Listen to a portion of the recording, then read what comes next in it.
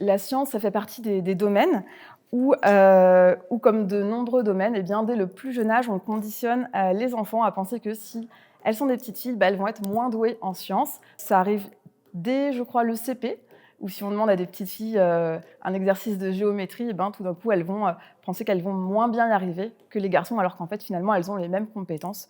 Et ça se poursuit finalement plus tard, puisque dans le milieu de la recherche, eh bien, il y a plus de chercheurs que de chercheuses. Pourtant, c'est complètement faux. Tout ça, c'est basé vraiment sur des préjugés. Et les femmes sont très importantes dans la science. Par exemple, en éthologie, eh bien, pendant des années, c'est des hommes qui ont observé les comportements des animaux.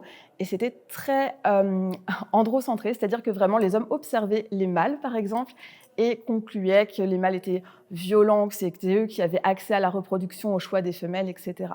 Et finalement, quand des femmes, comme par exemple Jane Goodall, ont commencé à observer ces mêmes primates, eh bien, elles se sont rendues compte que la vérité était beaucoup plus complexe et que les femelles avaient des organisations très riches et que finalement, ce n'était pas du tout la loi du plus fort qui permettait d'expliquer les relations entre les individus dans ces sociétés.